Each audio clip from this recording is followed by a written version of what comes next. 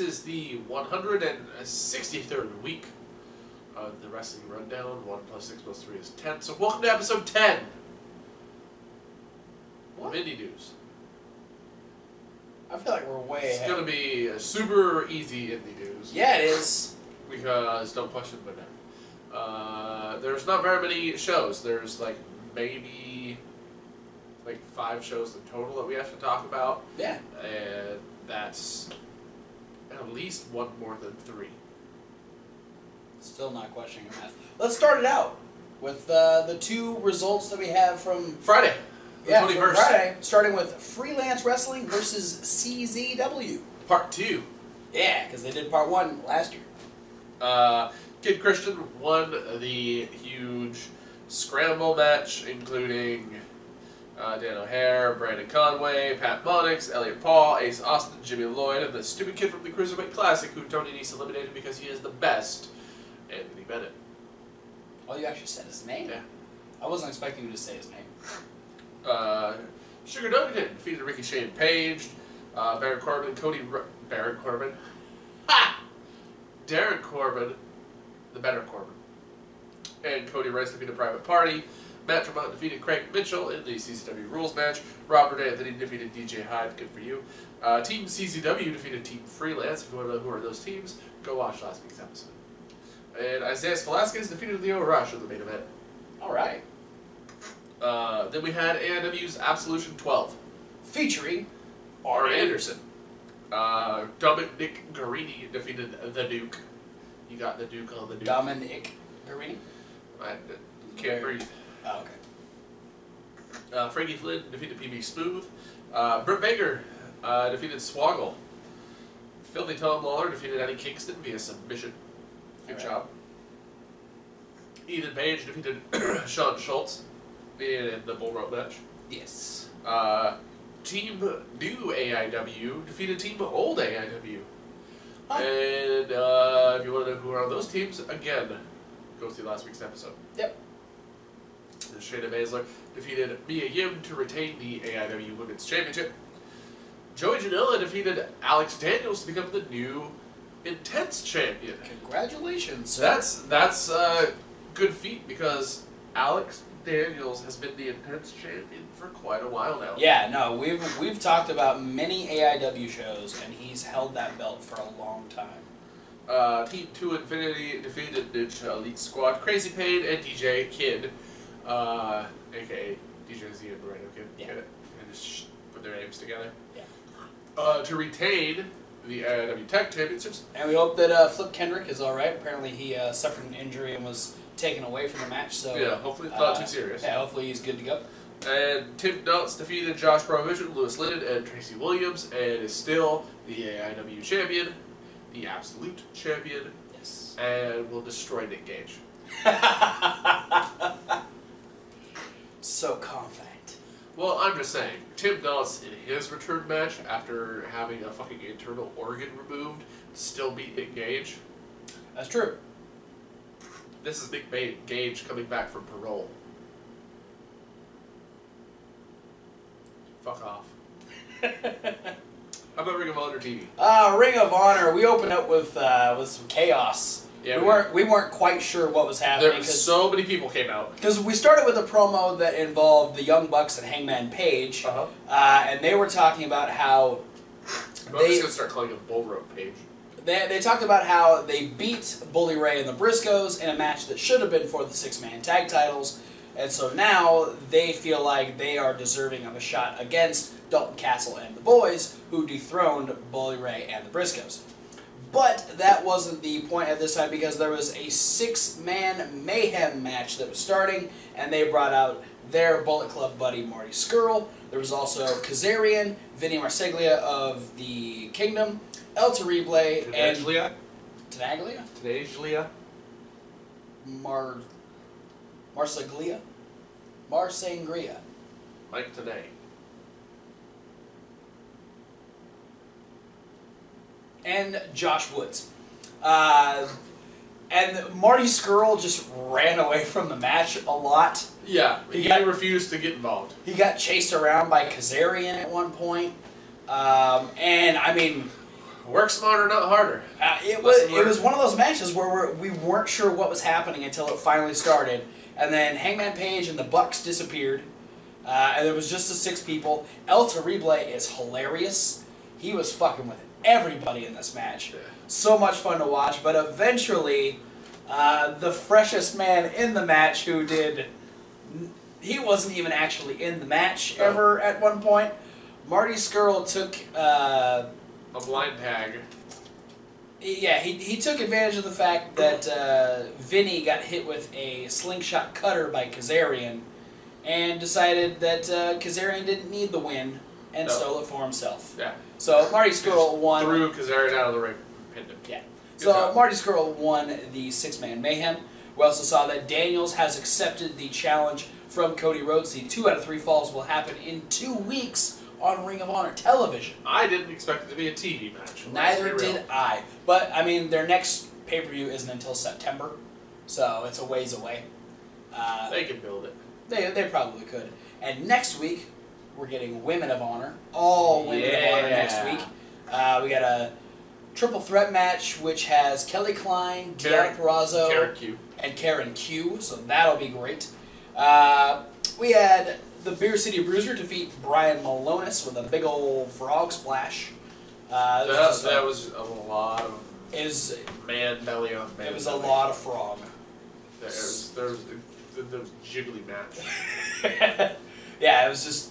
And like Silas Young cut the absolutely most positive promo I've ever heard him cut about a single person ever. He gave Bruiser a lot of compliments. Yeah. And then complimented himself because it's been 29 days since he took out Jay Lethal, and Jay Lethal hasn't been on Ring of Honor television. Which is sad, because Jay Lethal's so cool. Yeah, he is. And then in the main event, Kushida retained the Ring of Honor World Television Championship over Jay White. Probably the best match I've seen Jay White in.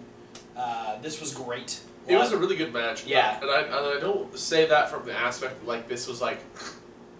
I wasn't like captivated the whole time going, oh shit, look at them do that. Yeah. Oh shit, look at them do that. I really enjoyed this match because it legitimately felt competitive. Yeah. And then after Kushida won with the small package driver, Kenny King, who also won a 4-way survival match just a few weeks ago. He's the next...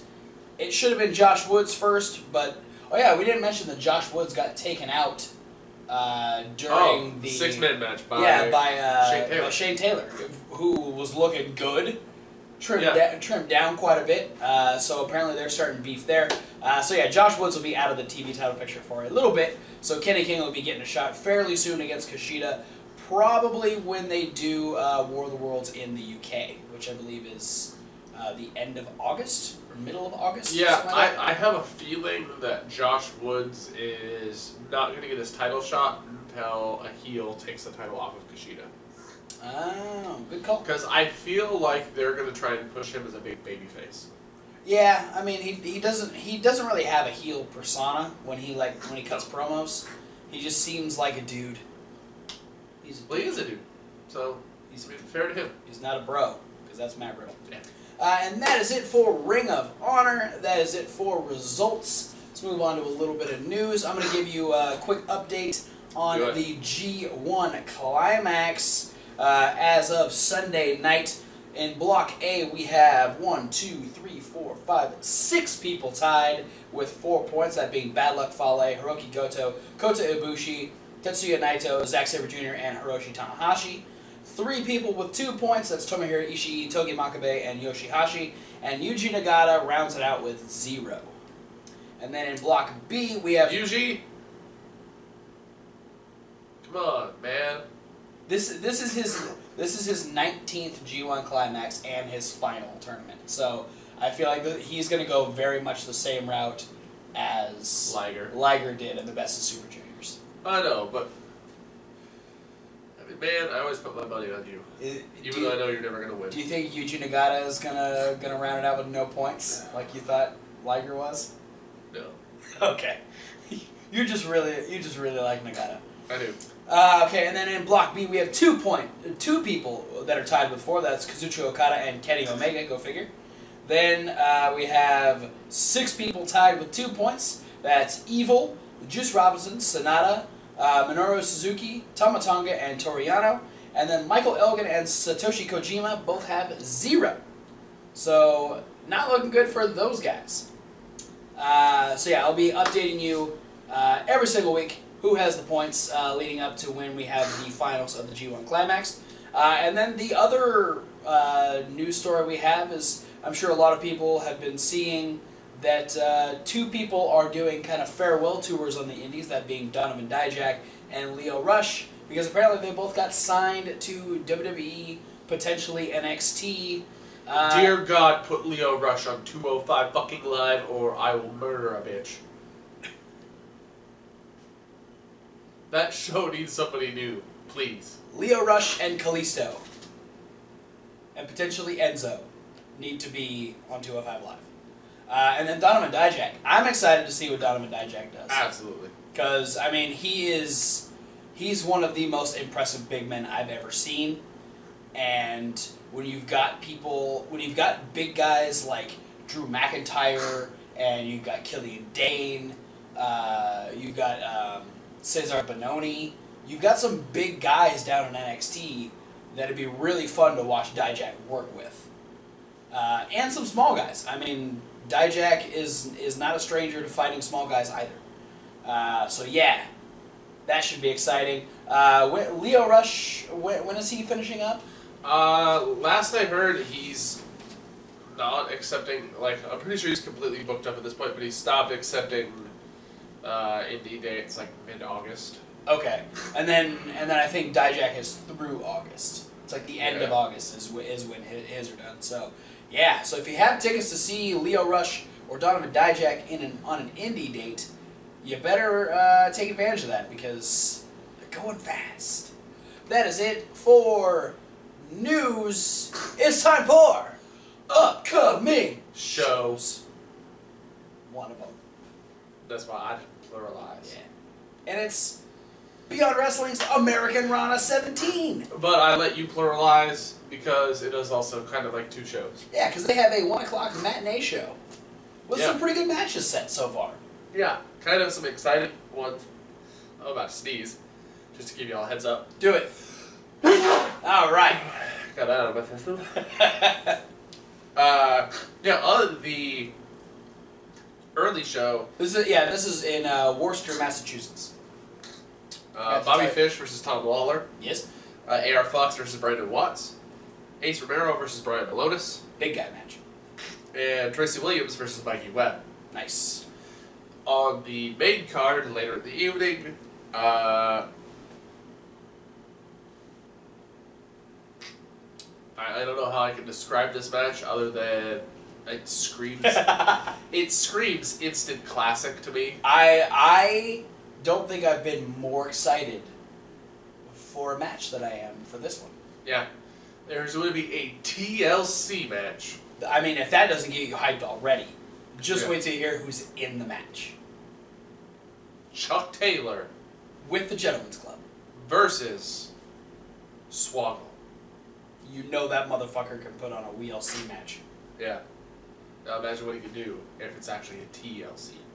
It's going to take him forever to climb that ladder. I hope it doesn't actually have to try and get one in the ring. That'd be hard to watch. Poor Swoggle. John Silver versus JT Dunn is going to happen. Also, we'll see the Doom Patrol versus Team Pog. Cage will take on Jonathan Gresham. If that's not David versus Goliath match, I don't know what is. Good luck, good luck getting the octopus on in that one, Gresham. Yeah. Cage hasn't been that way. Roppongi Vice versus the Hit Squad. Good luck, Roppongi Vice. Donovan Dijak takes on David Starr. Hell yeah. The Lucha Bros take on EYFBO. And the main event, Matt Riddle will take on Joey Janela. Yeah. And that's it. That's it. That's all we got. Thanks for watching. Go home. You're probably already home. No, it's the, don't forget to... Oh, like, comment, subscribe. Yeah, that's stuff. Be sure to click the links down in the description. There's a lot of links, but those aren't the important links. The important links are the ones above our links. Yes, because they will take you to all the people we just got done talking about. Like ROHWrestling.com.